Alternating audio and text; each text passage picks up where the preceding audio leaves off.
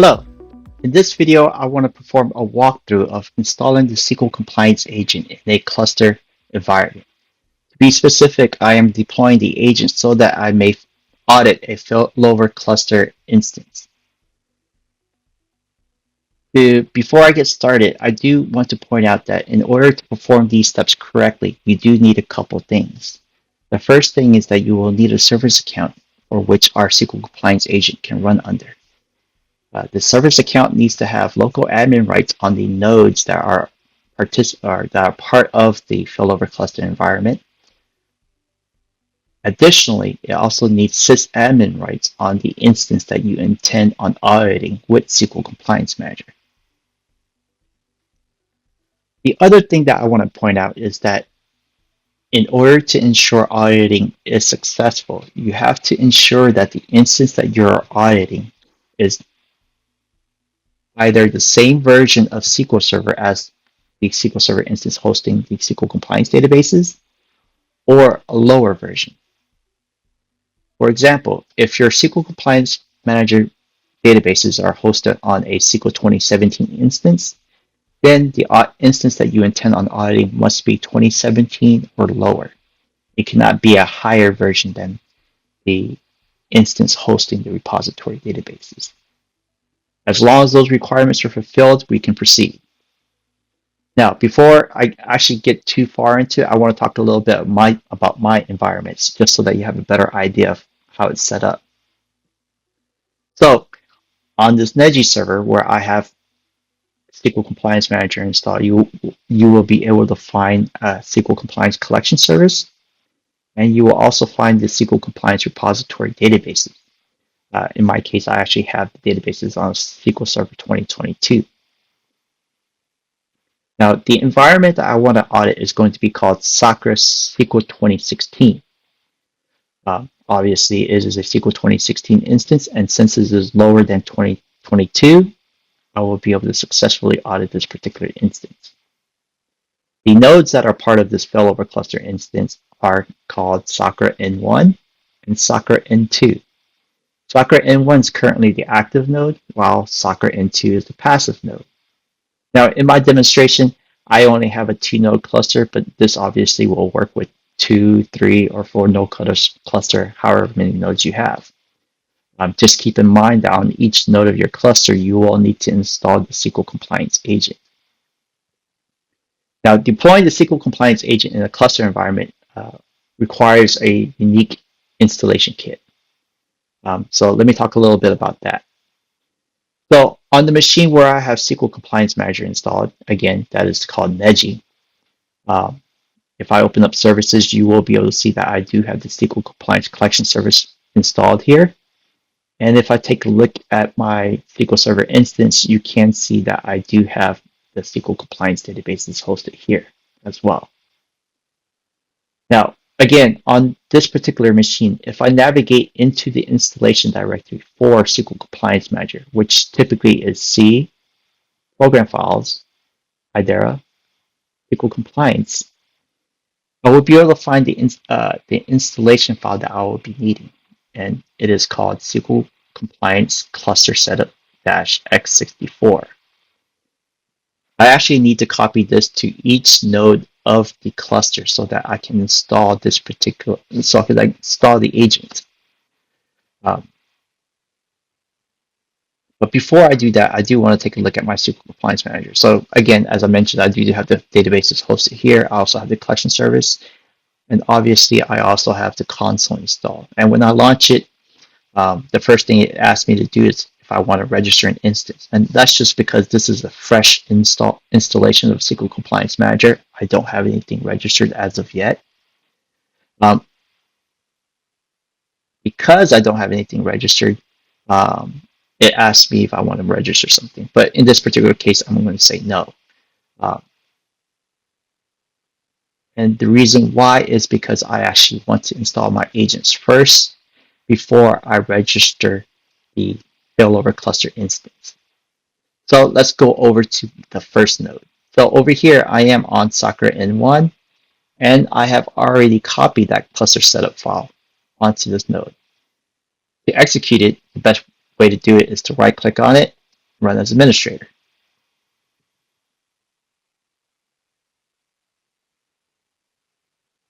Click Next, accept the terms. I'm going to go with the default path, which is C program files IDERA SQL Compliance Cluster. And I'm going to click Install. Now, this is just going to install some very quick files. As soon as installed, it launches the software that it is installed, and that is called the Cluster Configuration Console. You'll be able to find it on the Start menu under Recently Added, as well as under the IDERA folder. So to begin the process of deploying the agent, you'll want to click Add Service. Here it's asking for the SQL Server instance that you want to audit. And in my case, as I mentioned previously, it's called Sakura SQL 2016. On this screen, it's asking for the server name where the collection service is hosted. Again, it's just asking for the host name. It's not asking for the SQL Server instance name. So I'm just going to enter Neg. Here again, it's asking for the service account. As I mentioned, it does require local admin rights on this particular box, and it also requires sysadmin rights on the 2016 instance that I'm trying to add here. I failed to mention this earlier, but there are a couple directories that the agent is going to need for this cluster environment. I find that it is best to go ahead and create them ahead of time. Now, the directories it's going to be asking for, it needs to be it needs to be hosted on a shared disk. That way, whenever a failover occurs, that particular directory is accessible by the newly active node. Now, if I open up Failover Cluster Manager here, I'll dive into my cluster here, look at resources, and I do have a couple disks already. You can see I have a data drive and a SQL drive. The data drive is just for miscellaneous files in my particular case, whereas the SQL drive, that's where my database files are hosted. So in my particular case, I think I'm going to go with the F drive. So let me open up File Explorer here.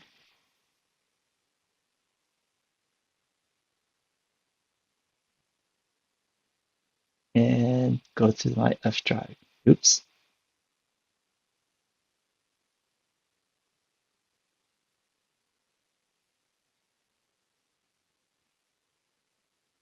Okay, so my F drive is currently empty. I'm going to create a new folder. I'm going to call it SQL Compliance Manager. Now, in this folder, I'm actually going to create two folders. I am going to create a folder called Agent Trace Directory. And I am going to call this folder Assembly Directory. Now, I also need to make sure that the services that are going to be accessing these two folders have permissions. The two services that are going to be accessing it is the SQL Compliance Agent and the SQL Server service. Now, I could go and modify the security for each of these folders separately, but since they are nested in my SQL Compliance folder, I'm just going to modify the settings here. So I'm going to go to Properties, Security.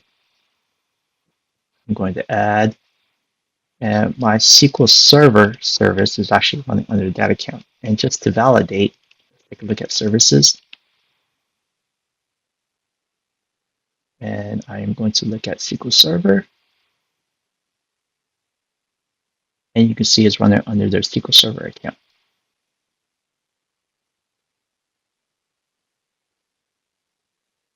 And I'm going to grant it full permissions. The next service account that I'm going to use is the one that I intend to use for my SQL Compliance Agent, and that is called IDERA_SVC. And I am also going to give it full permissions to that folder. And I want to replace all child object permissions. Okay. So first, the wizard is asking for the agent trace directory, so I am going to paste that here. And the next one is asking for the assembly directory. So I'm going to copy this path and paste it here and click finish. Now this window right here tells you that I need to repeat the exact same steps that I just covered on any of the remaining nodes of the cluster. And so let me go ahead and move on to N2. You can see I am on N2, and just like before, right click, run as administrator. And I'm going to do the exact same steps that I did on the first node.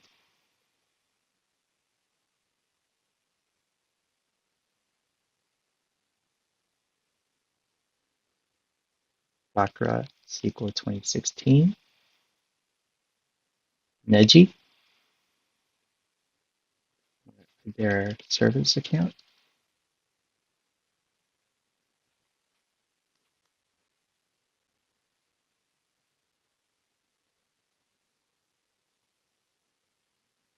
And because it is the failover cluster path, I'm going to use the same drive, agent trace directory, and finish. So that completes the steps for all of my nodes, again, because I only have 2 nodes. What I need to do now is register the SQL Compliance Agent on the cluster resource. But when I do that, I want to do that on the active node. So I am essentially done with this passive node. So let's go back to the N1 and open up Failover Cluster Manager. You can see that N1 is the current owner. And what I want to do here is add a generic resource for the SQL Compliance Agent. And to do so, I'm just going to right click on my particular SQL Server row, and I am going to add a resource, generic service. In the list that appears, I'm going to look for the SQL Compliance Agent, and you'll see a $sign as well as the cluster name. And select next, next, and then finish. And what you'll see happen is that now the status is partially running.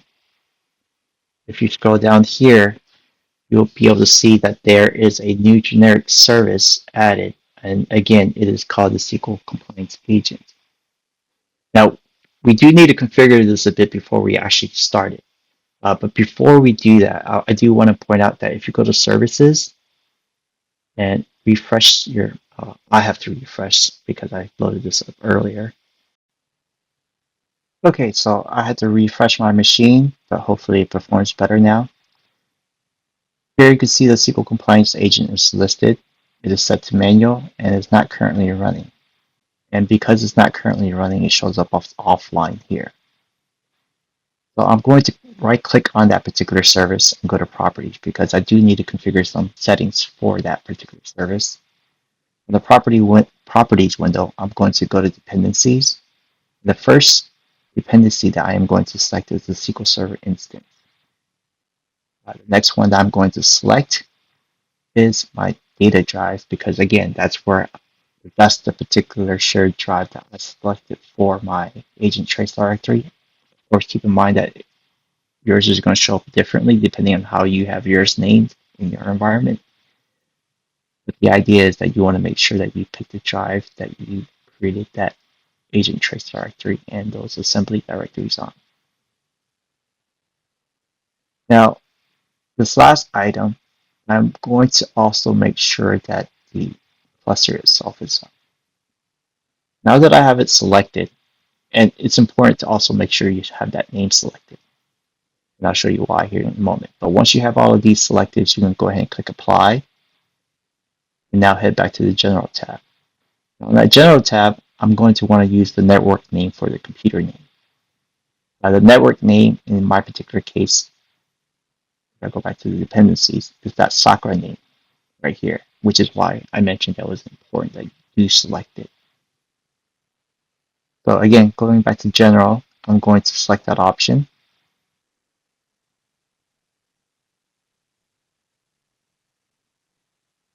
Apply. Now, the last thing we want to do is go to the registry replication. Now, we can actually copy this value from the cluster configuration console. I'm going to head back over here. Let's select the instance name that I have added. Click Properties. And where it says replicated registry key, that's the value that I want to copy. The easy way to do it is just click on this button right here. And once you have that button clicked, not click the OK. As soon as this window closes, you lose the value in the clipboard. So again, click that button. Back here, click Add, and then paste the value in. Click OK on that window. Apply. OK. And then now you can close OK here. And at this point, I am done with the cluster configuration console. And I'm going to close it. Now, at this point, you can start the service, but I like to be on the safe side. And so what I like to do is I like to go back to Windows Services and start the agent from here. Now, once it's started, I like to open up the event viewer.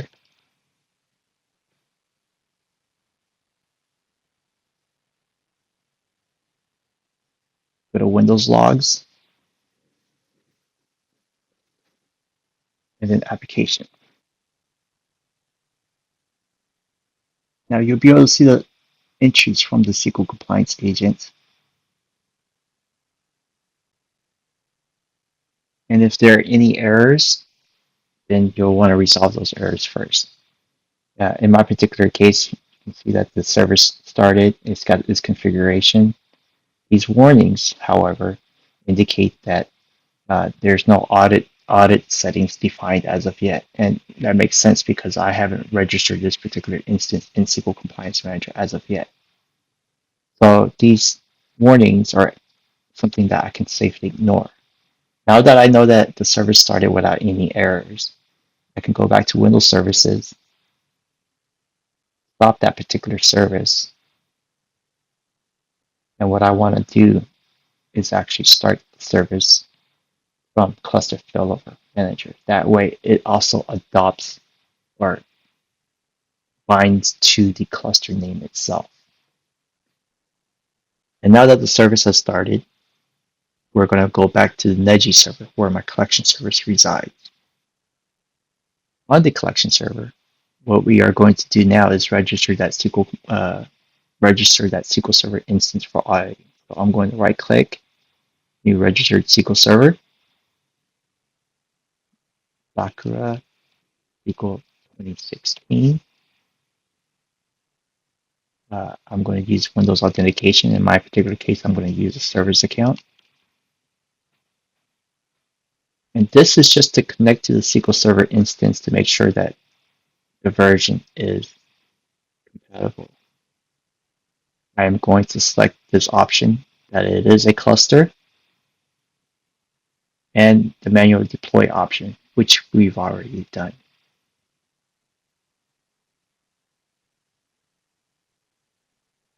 In my particular case, I'm just going to select the Northwind database, but you can select as many databases as you want in terms of your audit settings. And I am going to go with the default settings for now. Next, it does before permissions check. Everything passes. I'm good to go. Next, and then finish.